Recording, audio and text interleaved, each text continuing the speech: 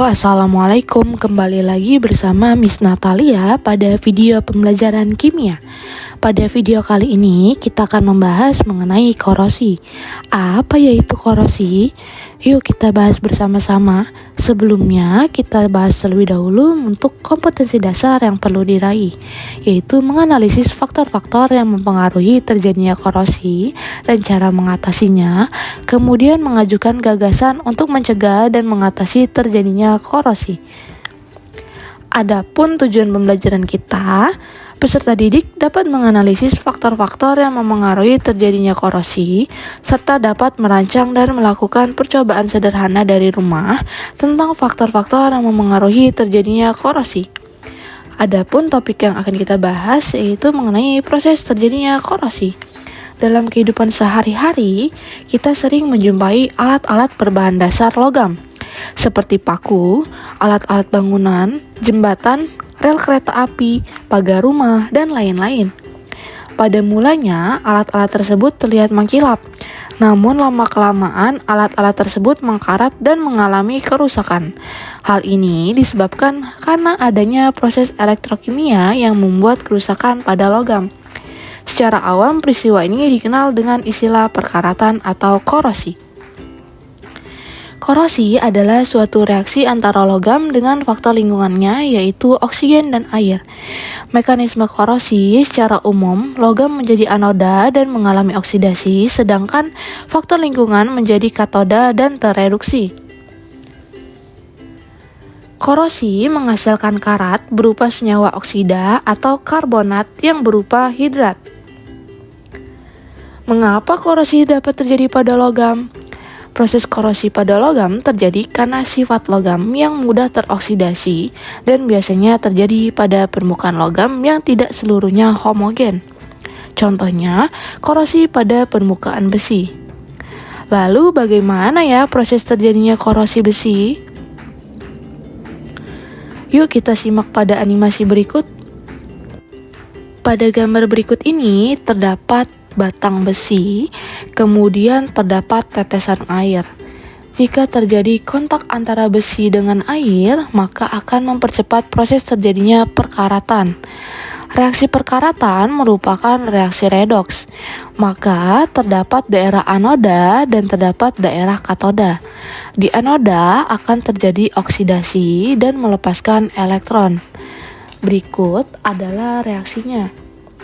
Reaksi yang terjadi pada anoda yaitu oksidasi, yaitu reaksinya Fe menghasilkan Fe2+ plus 2 elektron. Ketika besi melepaskan elektron, artinya besi sudah mengalami kerusakan, maka besi akan berlubang, elektron akan berpindah menuju daerah yang mempunyai banyak oksigen. Dalam hal ini adalah daerah katoda. Terdapat banyak oksigen di udara, yaitu di sekitar katoda akan mengalami reduksi. Oksigen mengalami reduksi dengan senyawa asam akan menghasilkan air atau H2O. Pada katoda, reaksi yang terjadi yaitu O2 plus 4H plus 4 elektron menghasilkan 2 H2O. Elektron dilepas oleh Fe, kemudian ditangkap oleh O2, akan menghasilkan 2 H2O. Ini adalah reaksi total yang terjadi pada anoda dan katoda. 2 Fe menjadi 2 Fe2+, dan melepaskan 4 elektron. 4 elektron akan ditangkap oleh O2 dalam suasana asam dan menghasilkan 2 H2O. Fe akan menuju ke tetesan air. Fe2+ akan mengalami oksidasi lebih lanjut. Fe2+ terdispersi dengan air, kemudian bereaksi dengan oksigen akan membentuk karat. Senyawa karat yaitu senyawa hidrat yang mengikat sejumlah H2O. Yaitu di sini senyawa karat adalah Fe2O3NH2O. Di sini Fe-nya adalah Fe3+. Terjadi oksidasi lebih lanjut dari Fe2+ menjadi Fe3+.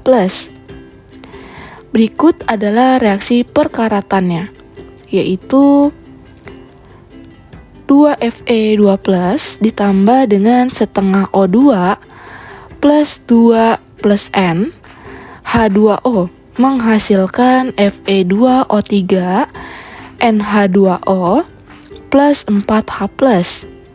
Jadi, di sini ada reaksi redoks yang terjadi di anoda, yaitu reaksi oksidasi, dan terjadi di daerah katoda, yaitu reaksi reduksi. Berikut adalah reaksi totalnya pada anoda dan katoda. Kemudian ini adalah reaksi oksidasi lebih lanjut dari Fe2+ untuk menjadi karat besi. Oke, sekian penjelasan Miss pada video kali ini mengenai korosi atau perkaratan besi. Miss akhiri, wabillahi taufik walhidayah. Wassalamualaikum warahmatullahi wabarakatuh. Thank you for watching.